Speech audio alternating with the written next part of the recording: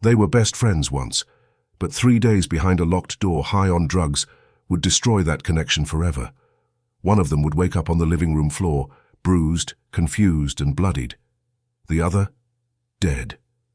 But the real mystery wasn't what happened. It was that no one, not the police, not the doctors, not even the courts, could say how she died. In Barnstaple, England, a town that isn't supposed to be in stories like this, it's old, quiet, and proudly small, the kind of place where the biggest headlines are about parking changes or the town carnival.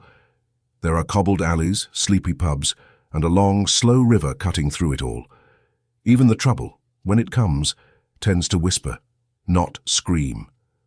But on a cold week in November 2023, behind the door of a council flat on Gorewell Road, something happened that would leave the entire community stunned. The air in the flat was thick, heavy, silent. 3 days of chaos had drained everything. The shouting was gone. The movement, the mania, gone. What was left now was stillness. And somewhere inside it, Cheyenne Loader began to wake up, slowly. Disoriented, bruised. The kind of awakening where nothing feels real, where the world doesn't come back to you all at once, but in jagged, broken pieces. Her face was swollen. Her limbs ached.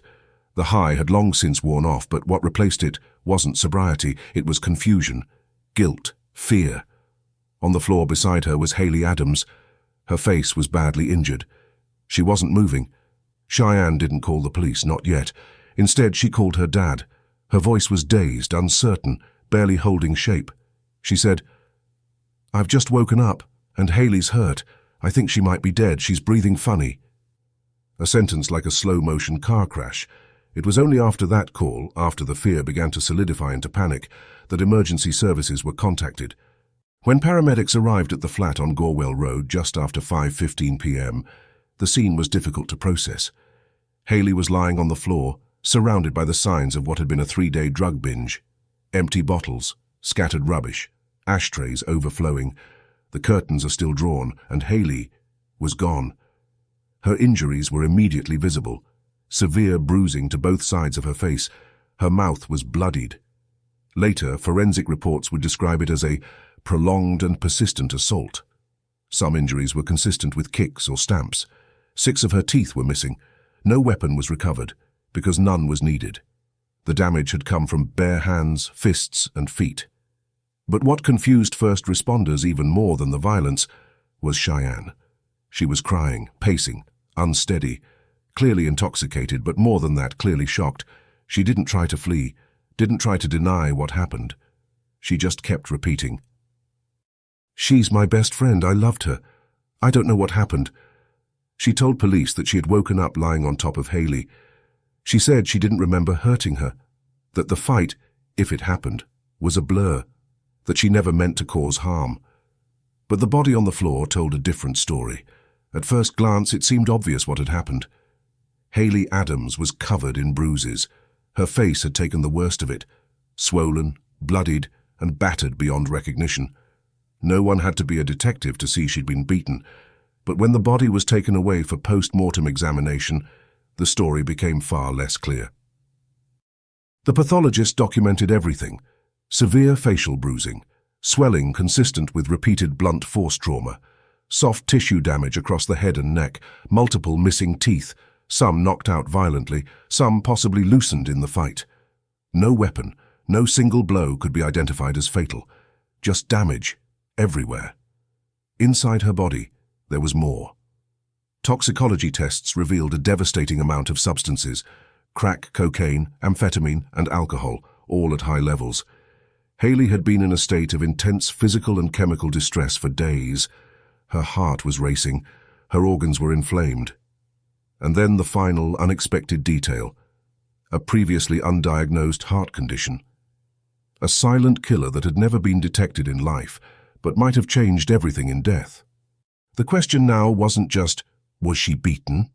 It was what actually killed her, and that's where the story began to fracture. The pathologist could not and would not say that the injuries caused her death. Yes, they were brutal. Yes, they were sustained. But the levels of drugs in her system alone could have been fatal. The heart condition, under that level of strain, could have triggered sudden cardiac arrest. And in truth, It may not have been one thing. It may have been all of it or none of it. No definitive cause of death, just possibilities. Each one is disturbing. Each one is impossible to prove. The official cause was recorded as unascertained. This one word changed the entire course of justice, because if no one could say exactly what killed Hayley Adams, then no one could be held accountable for that death. When the case reached Exeter Crown Court, it arrived weighed down with evidence and uncertainty. The bruises, the missing teeth, the silence of the scene, none of that was in question. Even Cheyenne Loder didn't deny it. She admitted there had been a fight, that she had assaulted Hayley Adams during the 3-day drug binge, that things had spiraled out of control. She said she couldn't remember how far it went, only that she woke up next to her and something was wrong. But that wasn't enough, because in the end the medical findings left a gap, a space where the truth should have been. The post-mortem couldn't confirm the assault had killed Hayley, not when her body was also flooded with crack cocaine, amphetamines and alcohol. Not when she had an undiagnosed heart condition that might have collapsed under the stress. So the prosecution couldn't prove murder. They couldn't even prove manslaughter. Instead, Cheyenne Loder was charged and pleaded guilty to grievous bodily harm. During sentencing, Judge James Adkin described the attack as ferocious. He said the only explanation for such violence was the sheer volume of drugs and alcohol Cheyenne had consumed. He spoke of the pain inflicted, of the friendship destroyed, of a life cut short in a haze of chaos and addiction. But even he acknowledged the limits of the law. Without a clear cause of death, the court couldn't go further. Cheyenne was sentenced to 2.5 years in prison. Given time already served on remand, she would be eligible for release in just over a year. Hayley Adams's family sat in court that day. They listened in silence. Afterwards, they released a short tribute. They described her as the life and soul of every party, a woman who lit up every room and who was a proud mummy. They said her death had left them with anger, shock, heartbreak, sorrow and confusion. The case had reached its end, but no one left that courtroom feeling like they had answers. Because what killed Hayley Adams was still a question no one, not the doctors, not the judge, not even Cheyenne herself, could fully explain.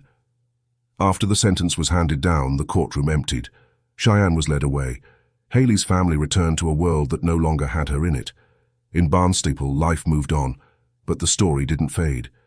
People still talked about it, not loudly, just in fragments, in pub corners, at bus stops, quietly, because the question at the center of it all had never been answered. What actually killed Hayley Adams? Was it the fight, the bruises, the blood, the 6 missing teeth?